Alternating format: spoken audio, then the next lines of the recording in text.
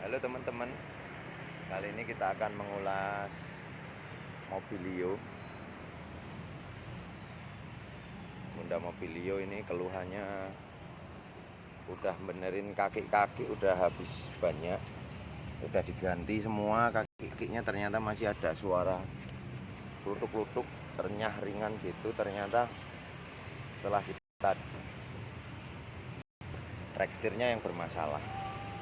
Ini udah kita turunin teman-teman, ini kita mau kasih tahu kendalanya. Nah, ini kalau kita mau nyopot track setir ya sekalian cross membernya dicopot. Nah, ini kelihatan teman-teman ya, goyang ini. Nah, bunyi klutuk-klutuk renyahnya dari as track setirnya ya, yang biasanya temennya itu udah rusak teflon di dalamnya itu, antara penyekat as setir dan gasingnya rack setir itu ya teman-teman. Oke, kita mau langsung eksekusi. Kita akan perbaiki rack setirnya.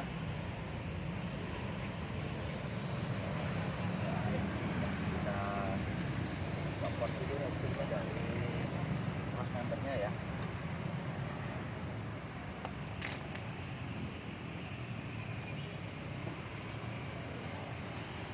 Oke, pertama-tama kita lepas bracketnya rack setir dulu. Oh, 14.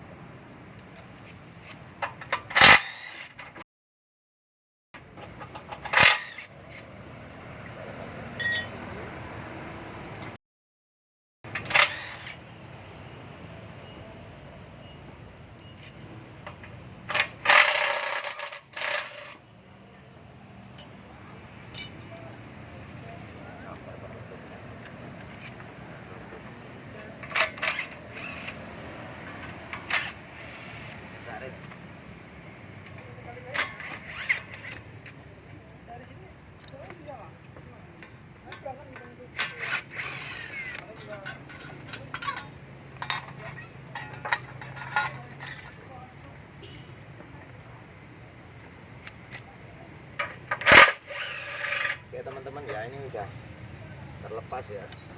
Terus selanjutnya kita akan preteli. Kita preteli satu persatu teman-teman. Bagaimana cara kita membongkarnya? Teman-teman perhatikan dari awal sampai selesai ya. Mudah-mudahan bermanfaat. Jadi ketika teman-teman mobil Honda atau mobil yang lain ya, ketika rack setirnya udah bermasalah, itu untuk menghemat biaya perbaikan, sebenarnya kalau as setirnya dia masih mulus, belum luka, masih bisa, kemungkinan besar masih bisa untuk di repair ya. Oke, kita mulai teman-teman. Sebelum melakukan pembongkaran, sepedolnya malah bodol. Pedolnya di sebelum kita melakukan pembongkaran, kita marking dulu teman-teman, kita tandain supaya nanti nggak bingung waktu pemasangan. Kita marking dulu ya teman-teman ya. Sepedolnya ya biaya gitu teman-teman, sepedolnya bodol.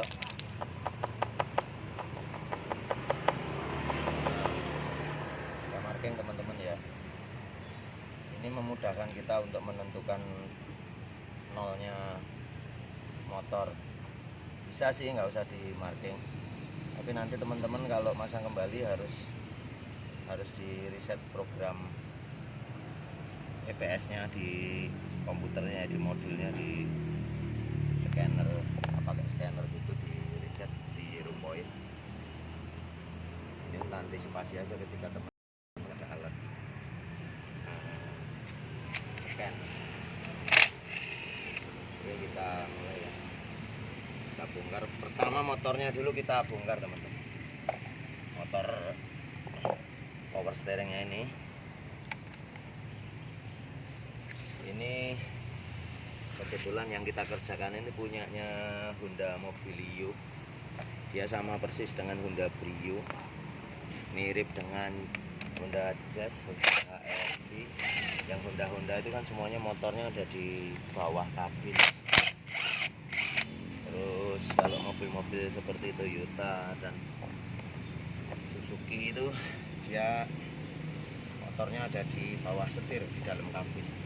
Ini teman-teman ya, ini markingan dari pabrik masih ada. Nanti ketemu cowakan ini tanda, ada tanda, perhatikan buat pemasangan kembali setelah pembongkaran ya. Lalu kita copot spanner pinion. Jangan lupa teman-teman,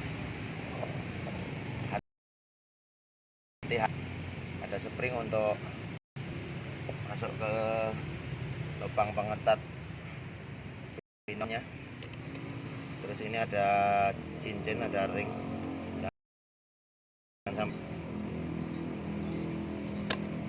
Oke.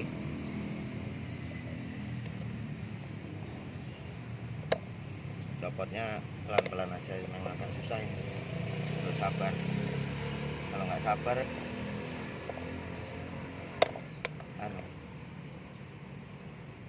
nggak usah jadi bengkel, tukang keprok ya. Teman-teman, nggak susah ya, karena di sini ada seal. Saya ambil posisi yang betul.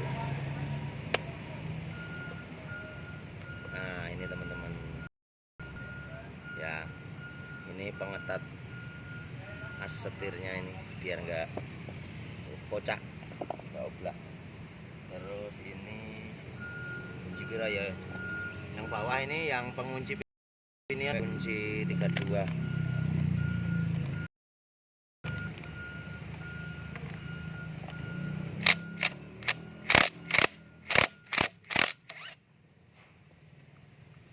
Ini teman-teman ya.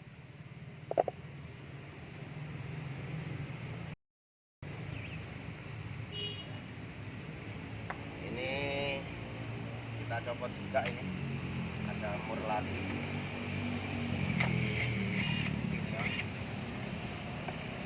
Oke ya teman-teman ya, ini sambilin kardus. Bagian atasnya ini, bagian atas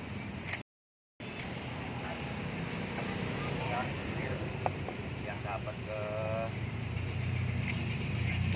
yang dapat ke kolong.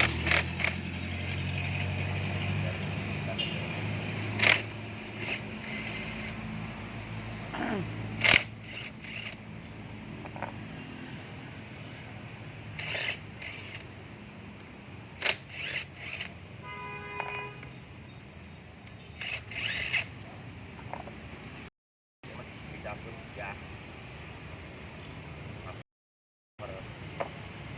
Oke teman-teman, di dalamnya Rex itu begini teman-teman ya. Ini gigi ini terbuat dari teflon, dari material teflon. Fungsinya sebenarnya kenapa dia dibikin dari teflon itu supaya tidak berisik, karena kalau dia materialnya besi pasti akan berisik ya, kena lubang, karena kan ini fungsinya memang untuk mengantisipasi adanya lubang, jalan jelek, jalan rusak gitu teman-teman, sehingga memang kita butuhkan perawatan ya sebenarnya. Tapi ketika udah lanjut masalah ya kita harus bongkar.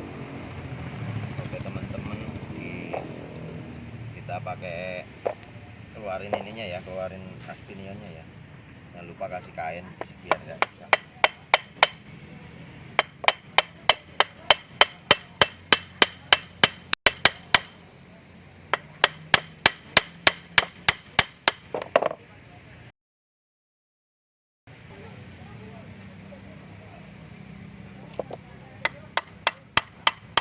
hati-hati teman-teman, jangan sampai kena tangan ya, sampai kena tangan, tangannya sakit, besok nggak bisa ngemis kita, kering-kering kan nggak bisa gitu ya.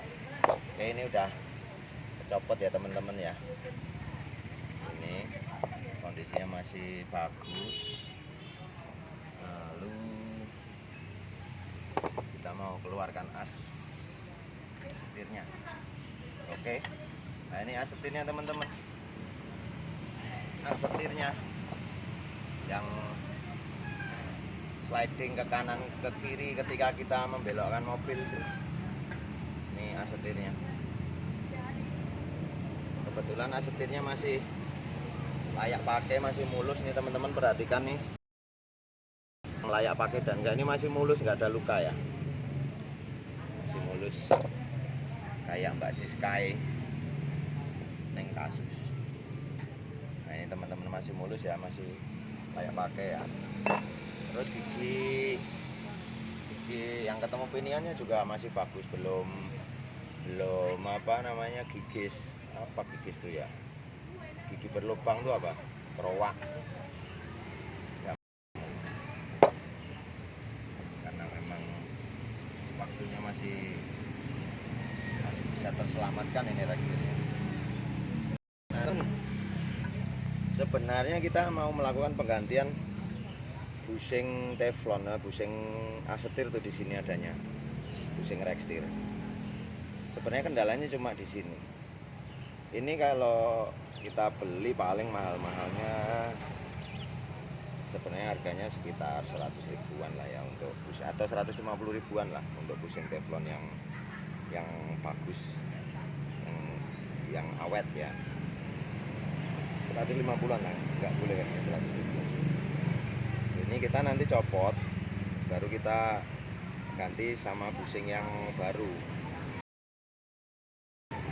Pasti akan sembuh ya suara klutuk-klutuk renyah ringannya itu, karena suara rekstir itu khas.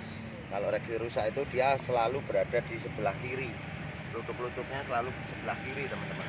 Jadi ketika teman yang sudah pakai power steering listrik atau EPS, electric power steering, itu ketika ada bunyi klutuk-klutuk cuma hanya di kiri, bisa dipastikan itu rekstirnya teman-teman.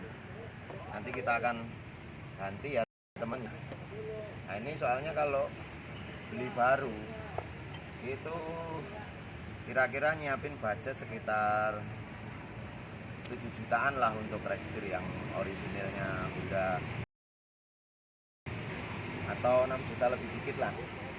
Cuma kalau kita repair gini di bawah 1 jutaan teman-teman sudah bisa kembali normal ya, dengan catatan as setirnya ini masih layak pakai, masih mulus. Lalu yang di pinion ini masih mulus, belum rusak atau belum ada permukaan yang rusak. Lalu gigi as pinion ini masih, ini kebetulan ini kondisinya semuanya bagus, jadi kita lakukan penggantian teflon teman-teman ya. Nanti caranya mudah ya, kita ambil ini teflon ini, ganti yang baru, lalu kita rakit kembali, kita masukkan astir, lalu proses yang tadi ya. Ingat teman-teman, teori atau metode perbengkelan itu ya, apa yang kita lepas pertama kali ketika pembongkar atau apa namanya, pencopotan ya, itu yang kita lepas pertama kali, yang kita copot pertama kali, itu ketika kita masang harus dipasang terakhir kali. Ingat ya, yang kita lepas pertama kali ketika pembongkaran itu yang kita pasang terakhir kali, jadi dibalik ya.